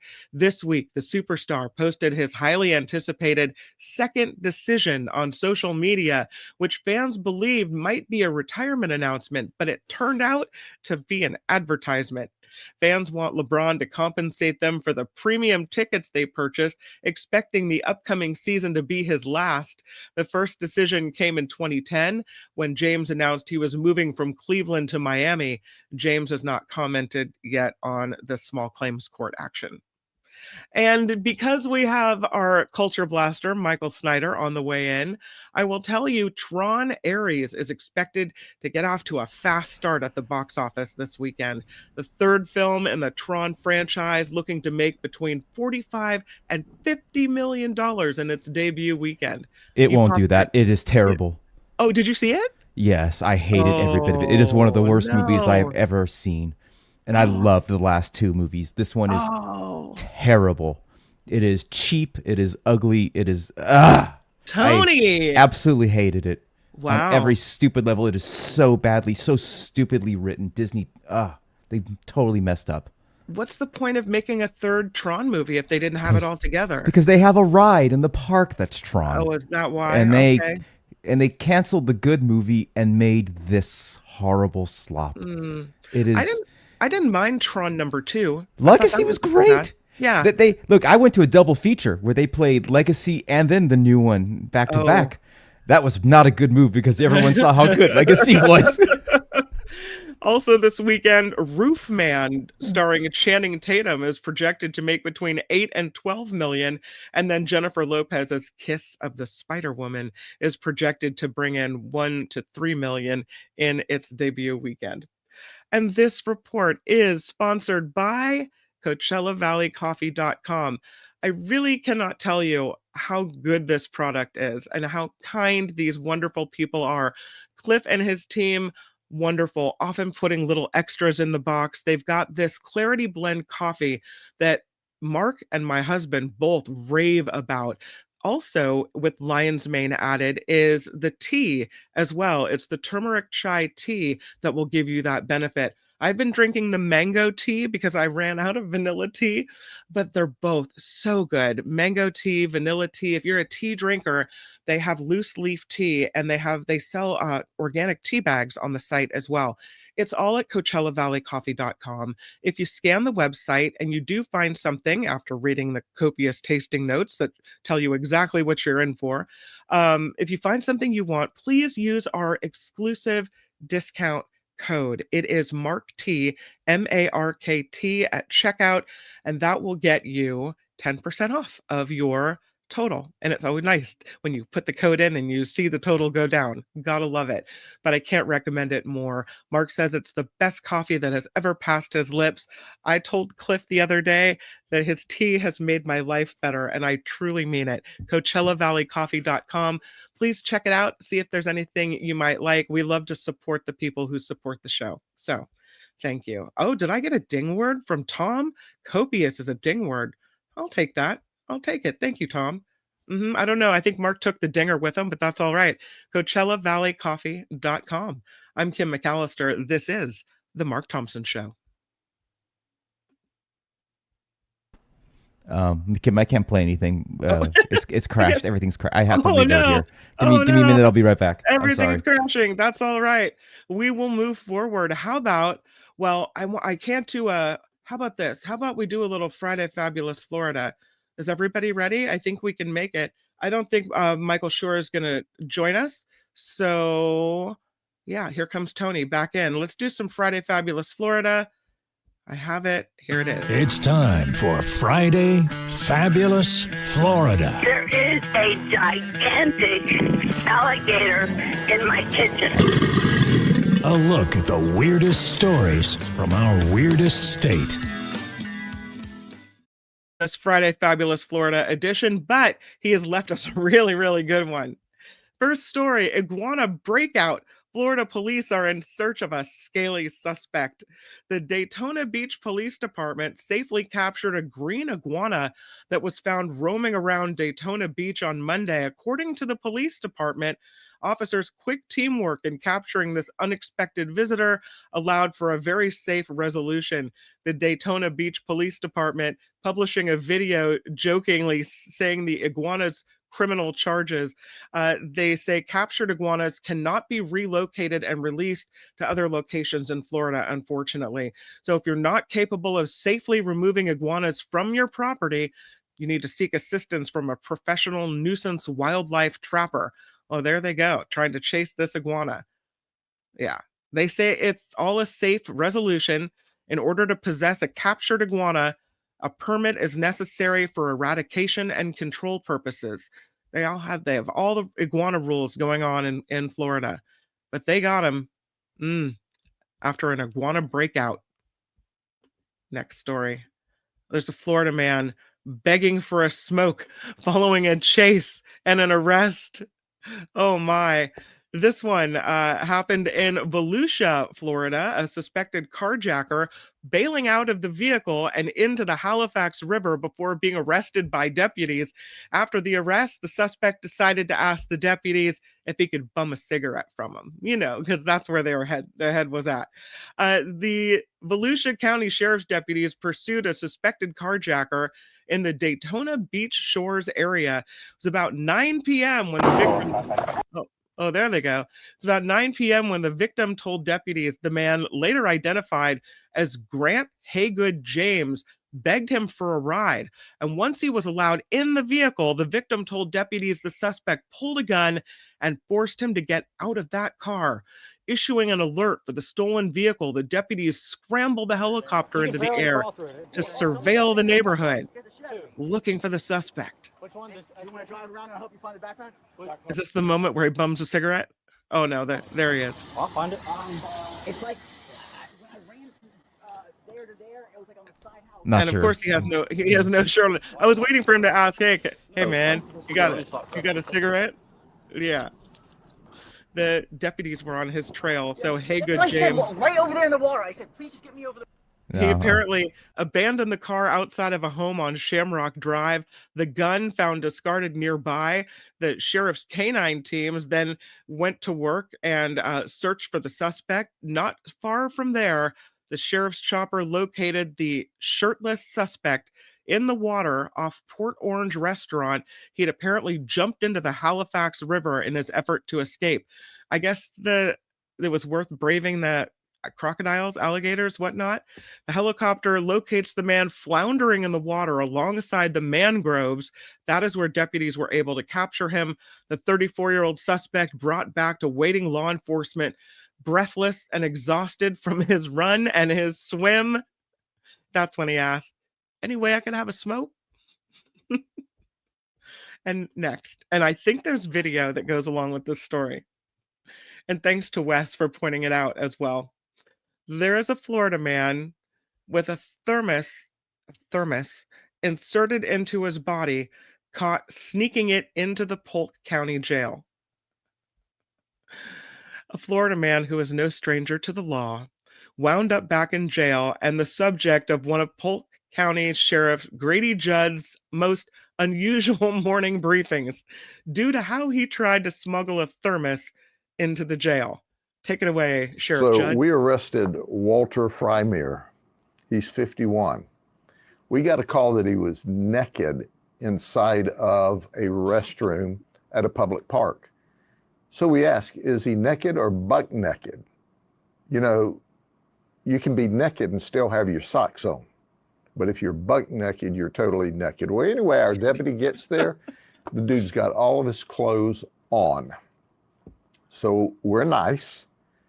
And we send him out of the park and trespass him and tell him we're not going to arrest you, even though people saw you here without any clothes on. We're going to give you a break. So what does he do? He goes across the street and hops up on what? The railroad train track and trespasses again, just as soon as we gave him the break. So the deputy arrests him. We find out he's already got 25 prior arrests and been to state prison 5 times. So not only is he trespassed, we've got him in possession of meth. Well, I've talked about meth doing crazy stuff to you, right? You ain't gonna believe this. So we put everybody through a body scanner to make sure that they're not trying to bring guns and knives and drugs into the jail. Well, you might have thought Walter was bringing drugs into the jail. He brought a thermos into the jail. That's right. He put it up the exit ramp. You know what I mean? A thermos about this size. No, it wasn't this one. We saw that and we said, dude, what are you doing here? He said, well, I put that inside my body and he didn't swallow it 24 hours earlier. The deputy saved his life. Oh, and that was after Walter threatened to kill the deputy for arresting him. We had to take him to the hospital. They had to find a specialist. It was quite the ordeal, but he's thermaless in the county jail today. Told you weren't going to believe it. Never seen it before. Have another drink of coffee. Have a good day. Sheriff Grady Judd, everybody. There you go. So we'll recap it. We have the iguana breakout, a Florida police in pursuit of a scaly suspect, or Florida man begs for a smoke following a chase and arrest, or the Florida man with a thermos inserted in his body caught sneaking it into the Polk County Jail. Put it up the exit ramp. All right, Tony, what's it going to be? What's your favorite? Oh, it's definitely Chef Grady. You'll always win. Yeah. Let's go to the chat and see what people have to say. And the poll is up. Oh, the poll is up. Okay. Michelle says thermos. Yeah, thermos. Thermos. That's a whole lot of wrong. Grady and the Coffee Catch. That sheriff makes up stories for dramatic effect. Says, I don't think he's making it up. Chico Shar says, yeah, it's the thermos. Egolf Twitler predicting an overwhelming win. John says, the Grady telling a good story. Laura with the thermos. I think it's going to be thermos. What do you think?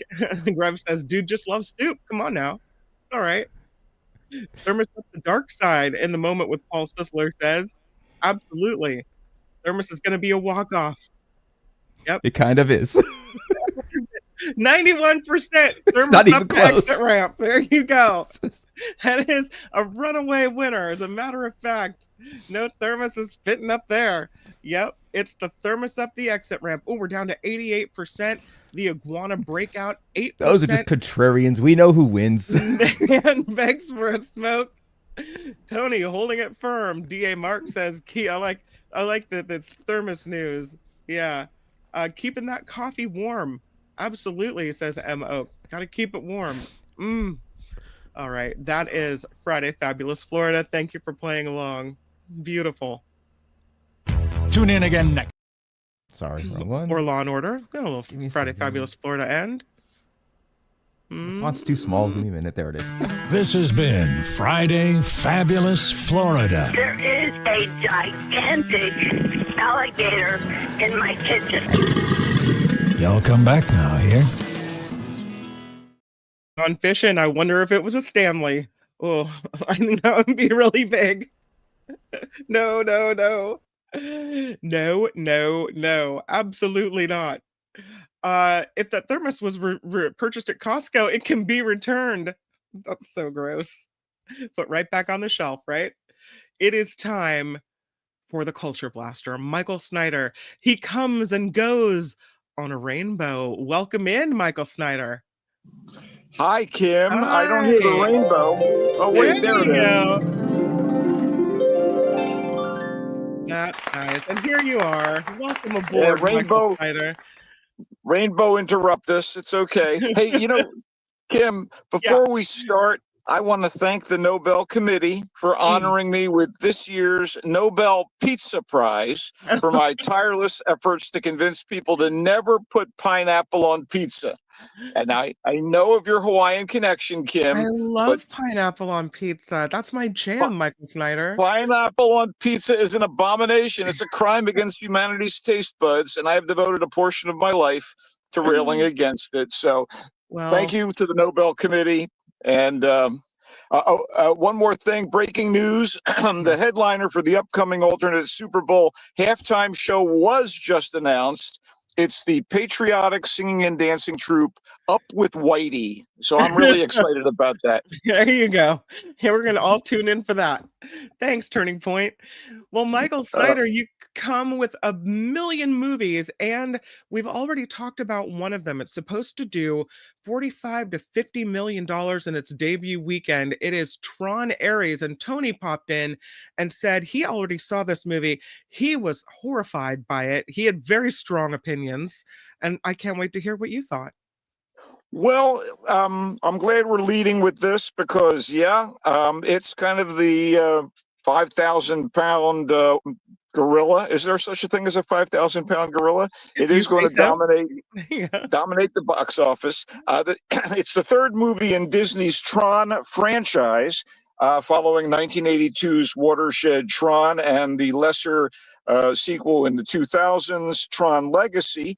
And they introduce and expand upon a digital world that is discovered by a kind of gamer back in the day, played by Jeff Bridges, a guy named Kevin Flynn, and he discovers this world inside video games and enters this digital world of the grid in that first Tron movie. And the story continues. And before we go any further, I have to say it is visually stunning. There are awesome action sequences. There's a thrilling, high-powered soundtrack from Trent Reznor of Nine Inch Nails and his composing partner, Atticus Ross, all perfect for a theatrical showing of a high-tech sci-fi opus.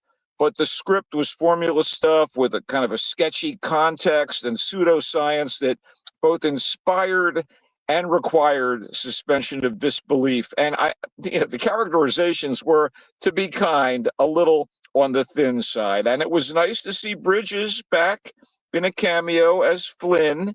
Now he's haunting his old digital stomping ground as a ghostly presence in a sparkly robe. He's kind of like Obi-Wan Lebowski. I was like, oh, good. Here's the bringer of all good things. He's calming everybody down. But let's get to the point.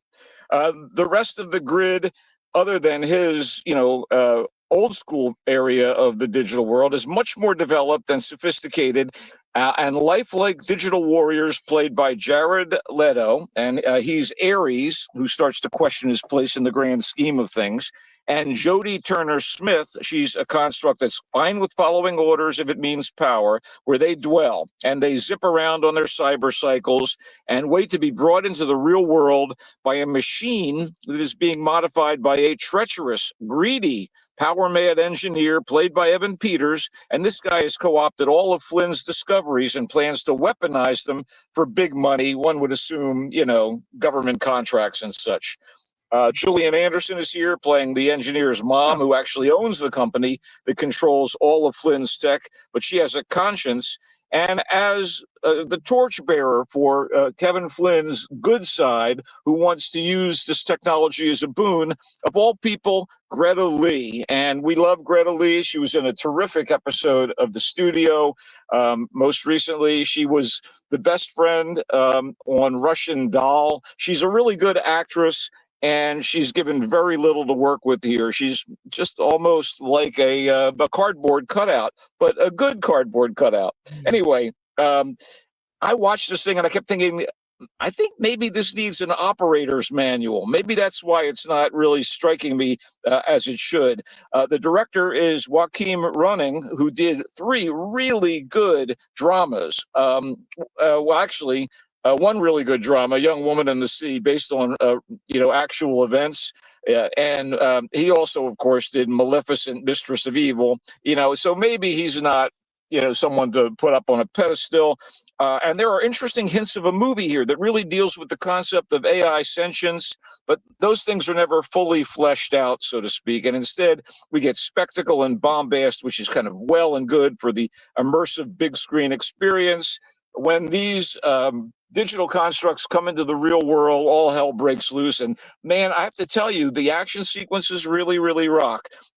But it's convenient that this is a Disney movie, since Tron Ares is very much like a Disneyland e-ticket ride. It's fun while it happens, but it's nothing deep or provocative. It's in theaters. I don't know. What was Tony's take? Here he comes. I hated every bit of it, and I loved the last 2 movies. So it's just written so dumb. Like, it's people who don't know technology, right? Yeah, the script was just not very good. And just real fast, the first 2 movies establish so well the world, of the first one is he breaks into the company and then the second one he does police chase and everything else, base jumping, and the third movie, what does she do? She pushed DIR on an old Kevin Flynn disc. That was her contribution. DIR. She found it. Ooh. Those action sequences that rocked and 9 Inch Nails weren't enough to compel you, Tony, to like this movie. Huh? Well, to me, again, the visuals for me, just didn't look any better than 2010, which is 15 years ago. Mm-hmm. And I didn't like the soundtrack compared to Daft Punk. To me, this sounded like Trent fell on a bass guitar half the movie. Oh. That was me. Well, that's me. That perspective is really, a valid one. And it's I wanted to love this movie. Yeah.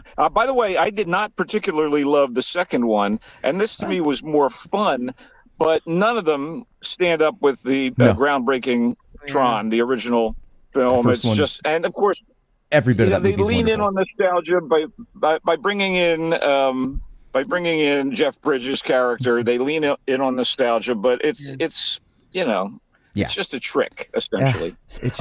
Let's get to I want to get to a movie that's opening wide that I like way better. I really, really loved Roof Man, which is based on an unbelievably surprising and crazy true story about a lovable thief who is trying to make a world better, the world better for his daughter, and kind of reconnect with his estranged wife. And he is captured while robbing a McDonald's. Again, this is an absolutely true story. And this guy's like an Army vet. And he goes to these various fast food restaurants and cuts holes in their roofs and then sneaks down into them and pillages their safes and their cash registers. And he's caught. And he figures out a way out of prison.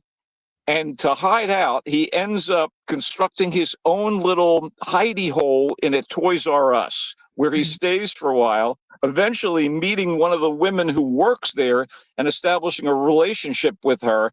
And things begin to get more and more difficult for him to keep his identity from her, to keep out of the hands of the law. He hasn't left the area where he was originally busted at the McDonald's. By the way, the name Roof Man is because he would break in by cutting a hole in the roof. It is starred. It is star. Yeah, but it's star-studded. You got Channing Tatum playing Jeffrey Manchester, the Roof Man. You've got Kirsten Dunst playing Lee, the woman that he falls for, who is a divorced mother who has two daughters of her own. And, of course, this man, Jeffrey Manchester, wants to connect with these girls. He is basically kept from his own daughter by circumstance. And, he seems like a decent guy, but he just can't give up the crime. And of course, everything starts to fall apart for him. Other supporting players in this thing, in addition to Kirsten Dunst, Peter Dinklage as the harried manager of the Toys R Us, Uzo Aduba, and of all people, Ben Mendelsohn as the wife and husband who run a local church congregation where the Kirsten Dunst character is a member of the choir. Juno Temple. And not only Juno Temple, but also, this is kind of crazy, you also get the wonderful and talented Lakeith Stanfield as kind of shady characters that are friends of Manchester's. There are tiny roles for Tony Revolori and Jimmy O Yang. This is just a lot of fun. Kurt Gunn, the screenwriter, delivered this, and the director, who was also a co-screenwriter, Derek Cianfrance, really outdid himself. This is just so much fun. I can't believe you wouldn't enjoy this. This, by the way, is the same director who did Blue Valentine and The Place Beyond the Pines. And he strikes just the right note. Those were like powerful dramas, but this mixes a real-life crime story with romance, comedy, and genuine poignance. I really enjoyed this a lot. And it is in theaters across this great nation. Oh, that sounds fantastic. What's next? I had high hopes for After the Hunt. It's the latest film by Luca Guadagnino, and it stars a really impressive cast led by Julia Roberts as a college professor whose fellow professor at the school is accused of misconduct by one of the students, and that the colleague is played by Andrew Garfield. The student is played by Ayo Edebiri, and that's the level of talent we're dealing with here. Guadagnino and this incredible cast, and I just wish this had been better. Despite the attempt to focus on a number of hot button issues, this is one of Guadagnino's lesser movies. It shifts focus as it tries to make a statement about sexual harassment in academia while touching on racism and gender issues and the buried sins of the past. And it kind of results in a movie that meanders when it ought to be sharp and disturbing. And it is buttressed by a fine cast, no joke. The husband of the college professor played by Julia Roberts is played by Michael Stolbarg, who is also fantastic. One of their colleagues is played by Chloe Sevigny. We're not talking about chopped liver here. These are talented folks. Screenwriter Nora Garrett just tries to do too much here. I wish I could be a little more enthusiastic about this, but I have to say I give After the Hunt a meh. Let's call it meh. Oh, not a meh. The dreaded meh. It's a culture blaster meh. No. It's in select theaters, and if your theater is selected, think about it. Okay, here's a much better drama, and this thing rocked my world. In fact, the next couple of movies I'm going to talk about are movies that should be thought about during awards season. We'll start with If I Had Legs, I'd Kick You. And it's hard to recall a movie protagonist more off-putting than Rose Byrne's genuinely troubled Linda. She is the main character in this psychological drama with this provocative title, If I Had Legs, I'd Kick You. Linda is so needy and annoying and untethered that she spikes any sympathy you might have for her as a wife and a mom. Despite the awful things that keep happening to her, you're still like, oh, good God. Now, this is the closest thing that I've seen to Darren Aronofsky's brilliant hallucinogenic psychological drama Requiem for a Dream from back in 2000, which adapted the harrowing Hubert Selby novel of the same name. In this case, the main character, Linda, is a therapist who is so damaged that she alienates her own therapist, an office colleague, played in chilly, creepy, and effective fashion by Conan O'Brien. This may be his first serious dramatic role, and he delivers. It's not an enormous role, but every time he's on screen, you get his everything. And as Linda's kind of husband, who is not around very much, he's an airline pilot, of all people, Christian Slater. And so we're talking about, again, a really terrific cast, but in this case, you get a very tight and disturbing script. You get wonderful performances. Danielle McDonald has a supporting role as one of Linda's patients who is, prone to go missing. I just thought this thing worked on many, many levels, written and directed by Mary Bronstein. I hope people get a chance to see it, even if only on streaming. Again, it's called If I Had Legs, I'd Kick You, and it is going to be released wide, actually. With Christian Slater, have we seen him in anything for a while? Is this kind of a comeback? Well, he's done a couple of things. I know Okay. Yeah, he's done voice work on the hilarious animated spy comedy Archer, playing himself as someone who is in bed with the CIA. So that's been kind of an ongoing voice job for him. But he's done some movies that have been impactful. But let's move on to another powerful drama called Urchin. Brutal, heartbreakingly sad, and frighteningly realistic in its personages and in its setting. Urchin is a gritty street-level drama about a young, unhoused guy named Mike trying to survive on the streets of modern-day London, which, by the way, is one of the priciest cities in the world. So it ain't going to be an easy task. Mike is played with depth and honesty by Frank Delane, and this guy cannot get out of his own way. His desperation drives him to make bad choices to get him arrested. Shades of Roofman, right? He has a short fuse and limited skills, and circumstances work against him, but he tries to and turn his life around, and it ain't going to be easy. There's a lot of self-sabotaging here, which also reminds me a little of Roofman and If I Had Legs, I'd Kick You. I mean, these people are all, they can't get out of their own way. Yeah. Anyway, here's something intriguing. Urchin was written and directed by the up-and-coming actor Harris Dickinson, who appears in a small role as one of Mike's fellow street people. It's Dickinson's first attempt at filmmaking, but it is uncommonly accomplished. It delivers an unflinching look at a situation that's now all too common on the urban scene. High marks to Urchin. There's a lot of tragedy here, but man, it's worth experiencing. It is currently on a limited run in various and sundry select theaters. And we should now move on to a movie that you can watch on Netflix that opened in theaters a week or so ago and is also incredibly powerful. It is equally raw and affecting, just like Urchin. It's called Steve. And it's an adaptation of a best-selling novel about the challenges facing a British reform school in the mid-1990s. And these challenges impact the teachers, the administrators, and the students. They include student-on-student violence, the psychological well-being of the staff, and financial problems that put the existence of the school itself at risk. This is anchored by an absolutely excellent performance by Cillian Murphy as the head teacher, Steve. He is supported by Tracy Ullman as a committed school administrator, Emily Watson as the school psychologist, and as the conflicted but sensitive teen student Shy, Jay Lycurgo, who has appeared before American audiences on the DC superhero series Titans, playing a young Robin, Tim Drake, who was the second Robin in the Batman mythology. And this is leagues away from that. I mean, he was good in that role, but that was just, piffle. This is powerful stuff. And it's directed by Tim Mylance.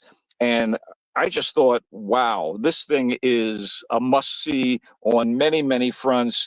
It will, again, break your heart a little bit, but Steve is available for viewing in theaters, but it's also on Netflix. So I encourage you to seek it out. It bring some tissues, but by all means, check it out.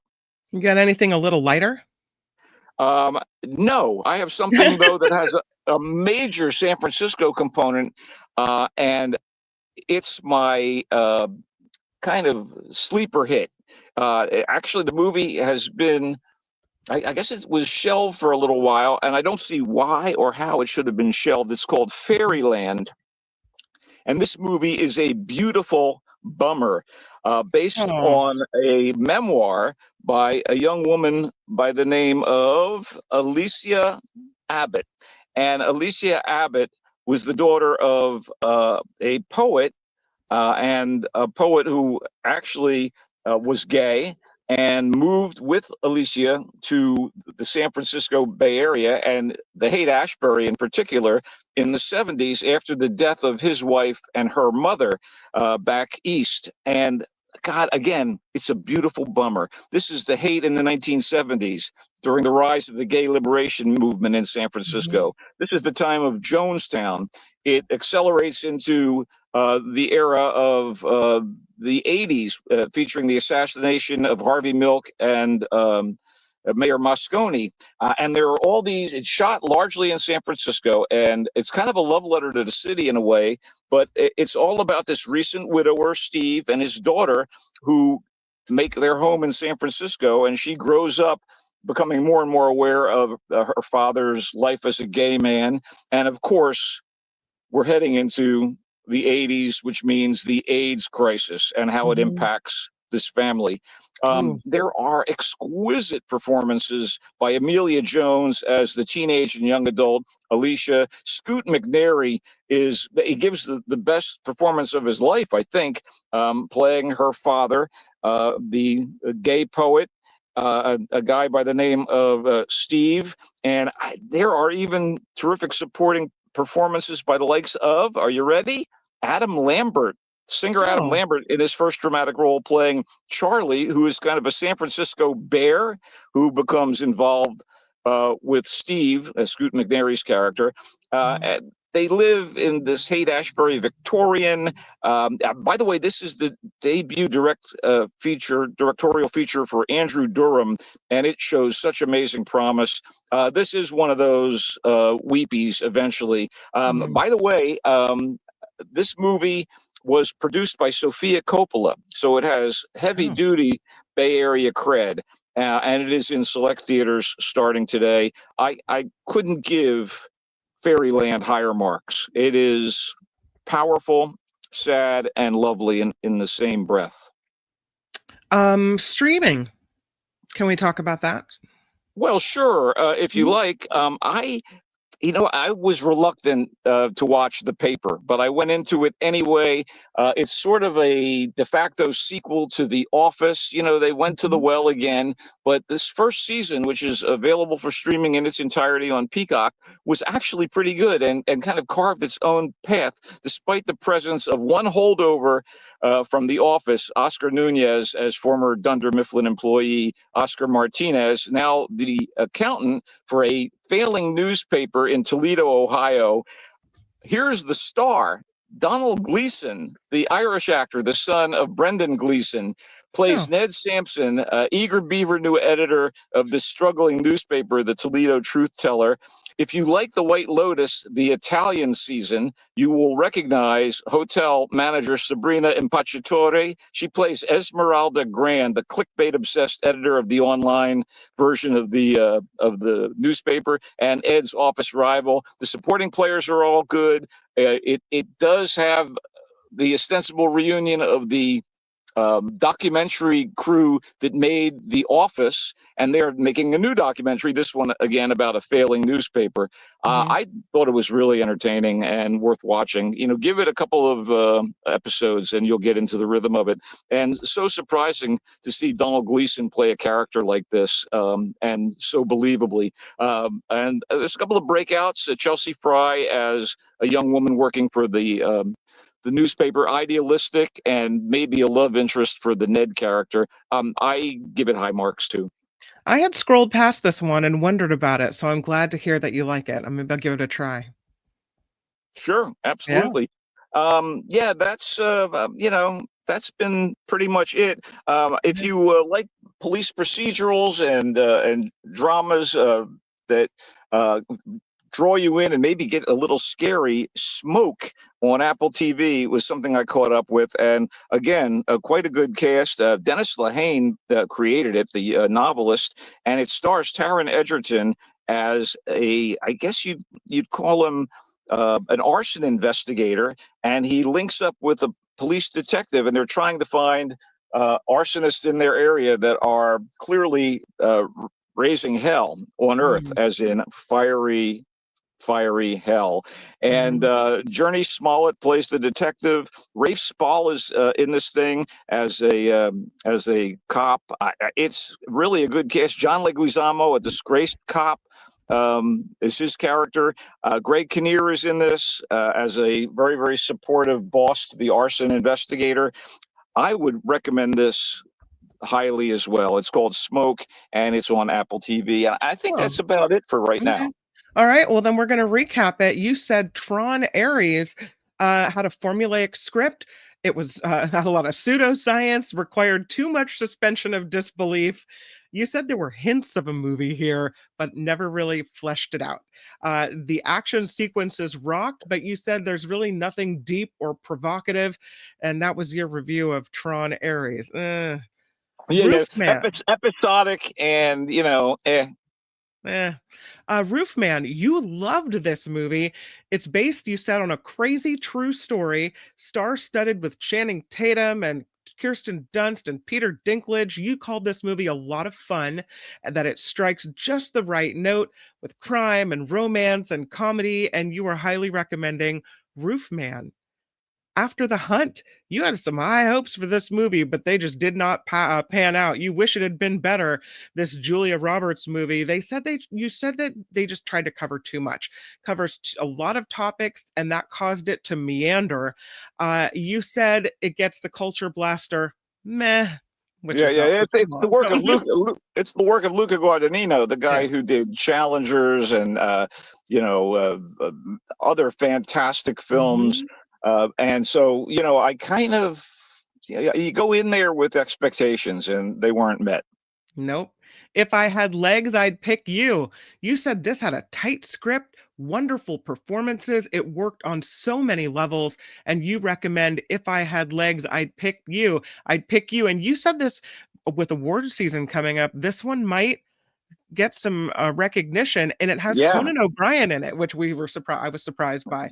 Supporting role, but it's Rose Byrne's performance as the lead that should get nomination attention, I would think. Urchin, you said it's a gritty story about a homeless guy in London. Uncommonly accomplished is what you called the work that went into this film. You give it extremely high marks. You say this is worth seeing. Urchin. Steve, which is on Netflix, you called it incredibly powerful with excellent performances. You said, wow, it's a must-see. It breaks your heart a little bit, but it's worth it. Steve on Netflix. Oscar winner Cillian Murphy in the lead. The guy who starred in Oppenheimer. Fairyland, you said you think this one's a sleeper hit. You called it a beautiful bummer, which is rather poetic in and of itself. It's about a story that takes place in San Francisco, the hate in the 70s. So a lot of historical San Francisco-based moments here. You said the performances were exquisite in this movie. You said a little weepy, but you give it very high marks. Fairyland is on your, yes, put it on the I gotta see this movie list. Great father-daughter relationship, a non-traditional family circumstance. And one more quick note about that. One of the things that was a touchstone for me was when they got into the 80s, there was a KQAK Rock of the 80s ID coming over one of the radios.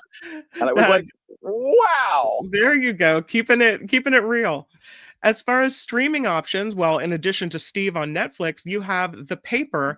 This series you said was entertaining, worth watching. Give it a couple episodes and you'll catch the rhythm of it.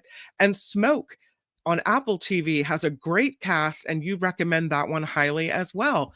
And that about sums up the culture blaster for this week, Michael Snyder. Yeah, I'm ready for a little action here in San Francisco while I'm still back home before my return to LA, hopefully later in the month. But I am also thrilled to watch via television the 49ers versus the Buccaneers in Tampa Bay for dominance in the NFC. Early dominance. I don't know, but go Niners, right? Oh, go Niners indeed. Thank you, Michael Snyder. He comes and goes on a rainbow. Woohoo!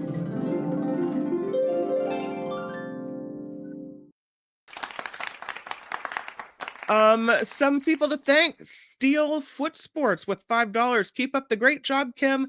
Love watching you and Mark all week. Thank you, Steel Foot Sports. Thank you for being here. Thank you for saying that. It's always nice to hear. We are super excited about this show, the way it keeps growing. Please share it. Please click the like button. If you haven't subscribed, do that. Send it to your friends. Let's keep this going. Thank you for being here and coming in for Albert today, Tony. Yeah. Nice I got to vent about Tron. It was worth it. Yeah, it was worth it to pop in. Always love it. So bad. Sorry. It just wasn't what Tony had hoped. That's the way it goes. How could Disney be so stupid? Oh, no. A Tron movie without Tron. They haven't had good moments lately. We'll just say that. You going to be all right? You going to make it? No. Deep breaths. Deep breaths. Have a good weekend, everybody. I'll see you on the After Party Live. That is next. Tim Sika will come in. We'll talk movies again, and I'd love to hear what he has to say, kind of compare and contrast with Michael Snyder, and you've got your great movie reviews from both of them. All right, for now. I'm Shadow Stevens for The Mark Thompson Show. Bye-bye. Bye-bye. Have a great weekend. See you on Monday. Bye-bye.